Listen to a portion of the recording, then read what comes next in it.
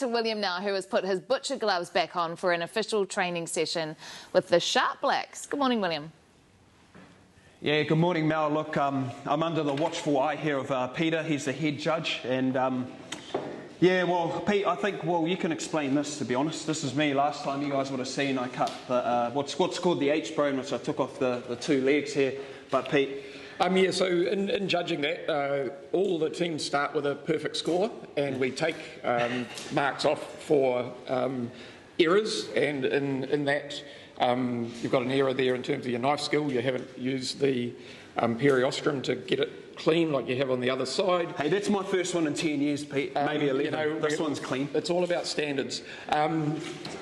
So there's a little bit of meat left in there as well, so you'd probably get a mark off as well for not getting all of that meat off the bone. Yeah, well, Pete, in saying that, actually, guys, if you add that up, if you're doing thousands and thousands of carcasses and, you know, you're producing so many, that adds up. That there could be a couple of bucks, $1 there. You know how expensive lamb is now in the supermarket, so yep. I'm there with you, but you've got to applaud my other one, mate. The other one is absolutely perfect. Yep. But I'm just burning a shoulder here, guys. This is a lamb shoulder.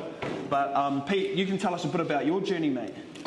So yeah, I've had the real privilege of being a sharp back.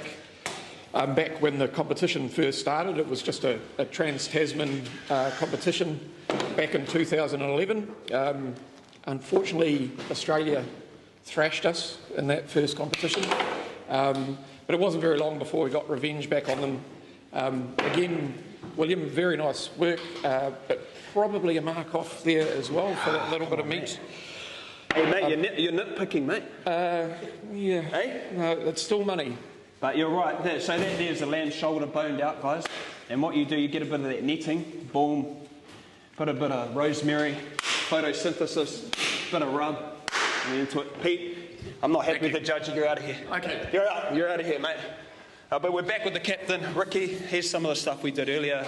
Rick. Yeah, so we had a pork loin. The guys have made some roast there, lamb loins. You can see all the different cuts they've made.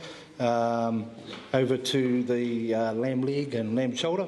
So these are the different things you can make, not the products you'll see every day. We did this one. This plate here, yes, you and I did that, so you did a pretty good job there. Remember, Pete's about to judge these. He's going to pick one of these products, but I think you did pretty good, not bad.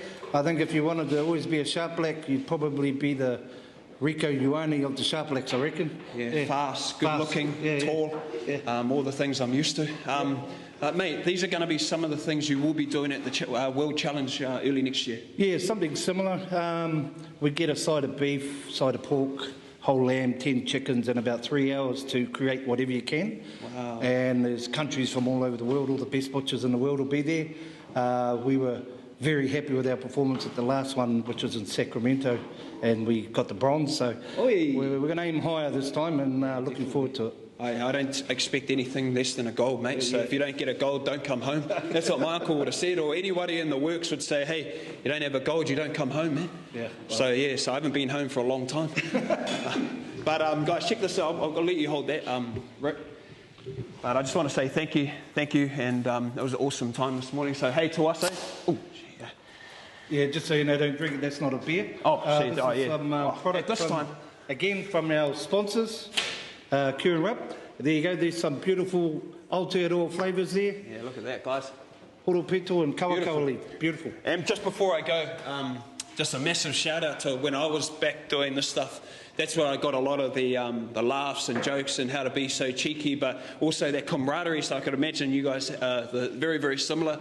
You have a lot of fun in there, but it's probably the hardest job I've ever done in my life to do that sort of stuff. So I know it's not easy, and thanks so much, and much love from us at the AM show. Cheers and good luck. Thank you for coming, and hope you enjoyed yourself.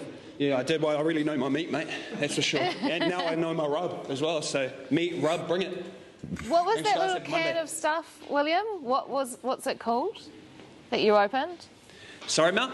What's the can of stuff? Oh, we're having a look at it now. It's called Homegrown. Oh yeah, it's it's just stuff I think you can rub into every bit of meat that you have. I know your pork, your lamb, beef. Is it everything? Is it the 360 or is this the one mainly used? Yeah, different flavours for different products. We've got pork, lamb and beef, all different names. Have a good look at these.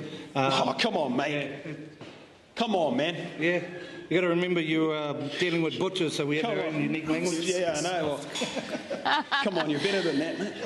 All right, thank you Cheers, so guys. much, William. I regret asking Amazing. now. It's 8 away from 9. Right, next. Lloyd once teased me for my face painting talent, but look who's laughing now, because he's the one with the face paint on.